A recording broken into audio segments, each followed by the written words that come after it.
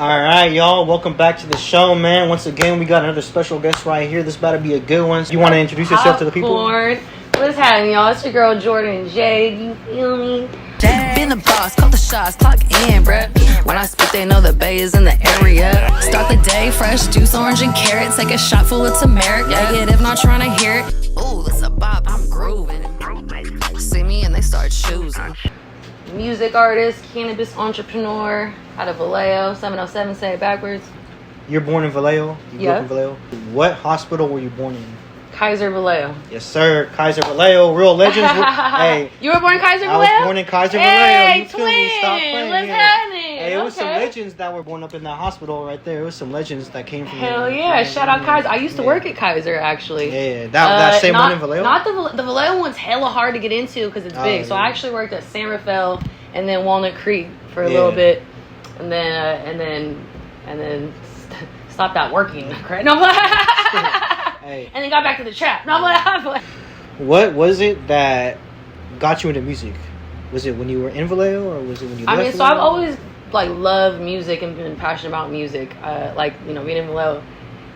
Everyone's a rapper. I was always around just music artists, rappers in studios. So I always feel like I've always had a passion for music. But when I was in college, my boyfriend the whole 4 years in college was in a hip hop group, and that's what got me really into it because I was doing everything with him and just fell in love with the lifestyle. I was in the studio, recording, in the booth, at all these shows. And we were in a college town, San Luis Obispo. I went to Cal Poly. Which so many stories there. It was a crazy time. So I was always backstage, on stage, meeting my favorite artists because we're in a college town. So it's like everyone comes through and does shows there. So I was like, man, I love this lifestyle of being a music artist. Like, this is what excites me and like what I love. But I didn't really have the confidence at the time. I didn't feel like I could be a music artist myself. I just wanted to support and help my boyfriend. But I really fell in love with it. And then he was tragically murdered, unfortunately. Yeah, he was stabbed to death in LA by somebody he knew over some jealousy. Which is crazy. SMPCI.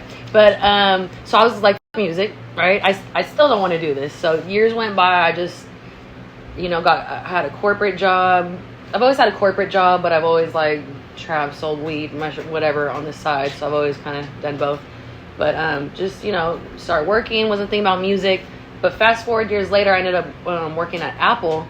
Again, so many crazy stories to how I ended at Apple. Not like a retail store, like headquarters in Silicon Valley. Oh. So rented out my house in Vallejo, moved to South Bay for a year, worked at Apple, which I hated. I hated it. I did not fuck with Apple. Why? What was wrong? I don't like Apple. I mean, so many reasons. I mean, compared to all the... Look, my phone's about to turn off now. As soon as... No, but...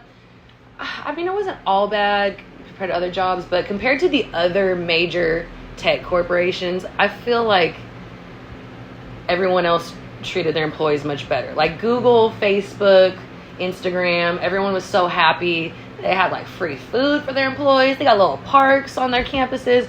And Apple just wasn't that. Nothing was free. Just the little perks weren't there. I just had a cubicle in Sunnyvale, so it wasn't I don't know. Yeah. How long were you doing that for me? Just a year. Okay. Yeah. And then after that, I just started doing cannabis stuff and started to be self-employed. Launched my CBD brand, launched my THC brand, started doing music way more, and actually had some money coming in. So I've had a kind of a wild resume of corporate jobs, but it's not only a wild I resume. love having the freedom of not having a corporate tie now. I mean, not having the salary is a little different lifestyle, but we have those. We make it. So not only do you have a lengthy resume, but there's also a lot of variety to it. You did this and that. You did A and B and C and D and E. College was fun. I'm the first person out of all my family and all my friends to go to college. So thank you. I didn't know that was a thing, first generation college, until I got there and they're like, no, we have a whole club for you. I was like, oh shit. So that was cool.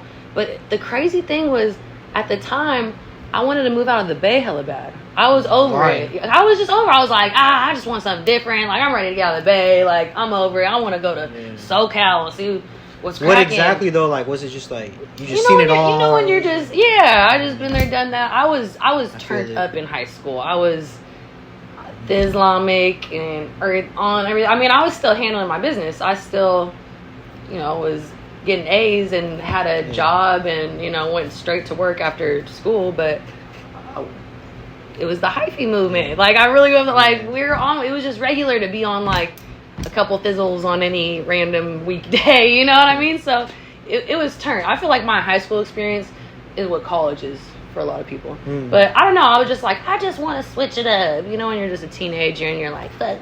So I moved and I had never really been to SoCal, so I moved down there and everyone's like, wait, you say hella? And all this slang and da-da-da. They were tripping off hella? You're ghetto. Yeah, and I was like, no, I'm not. They said what? Hella was ghetto? Well, I just had a lot of slang and different terminology. So, yeah, as soon as I moved out of the Bay, I was like, oh, let me get right back to the Bay. Like, well, I'm good. Like, so, it was a very interesting, eye-opening experience. So, what was your major? College was crazy. Nutrition science. What is that?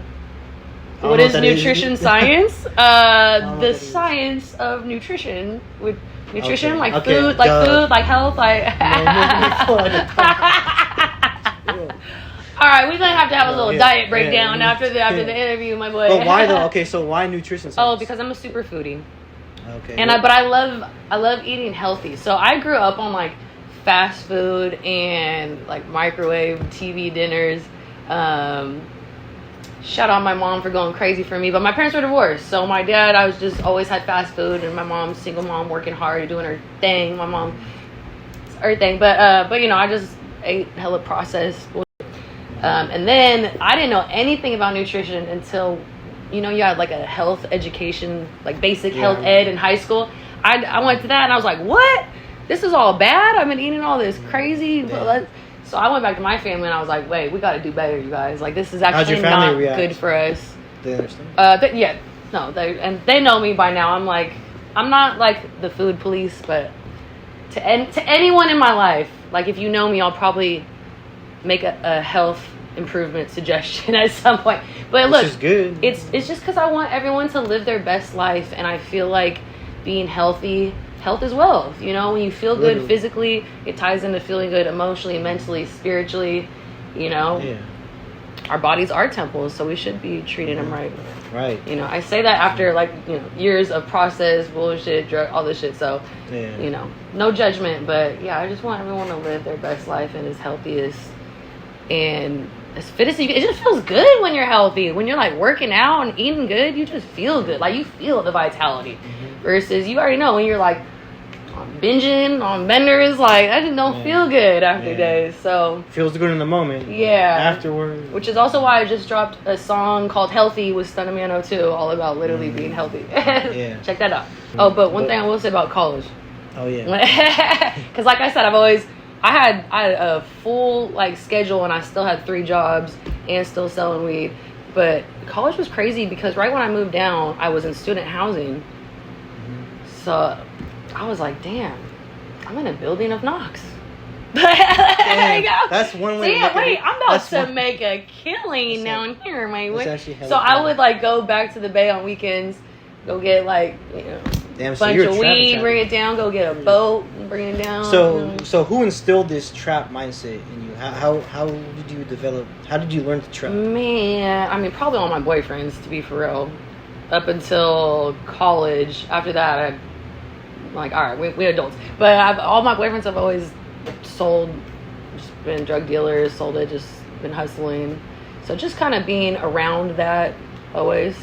Yeah. Like even from high school, like I didn't really hang out with people my age at high school. I was always like with like older guys who are, you know, we're having fun and partying, but they're also like selling fizz and powder and, you know, all that stuff. So it was just always around me. And then the music I was consuming is so like hustle culture, you know. It was just all the rap music. What was the music you were consuming? Who were your top artists back then? Mac Dre, and Mac Dre. No, yeah, but honestly, all the Vallejo people, Mac Dre, E40, The Click. Before like early middle school, like my first favorites, I was hella into Bone Thugs and Harmony. Oh, okay. I love Bone Thugs, but Bone Thugs were all the Bay people, all the like OGs. E40, Be Legit, Dewey, Mac Mall, just all the Bay OGs.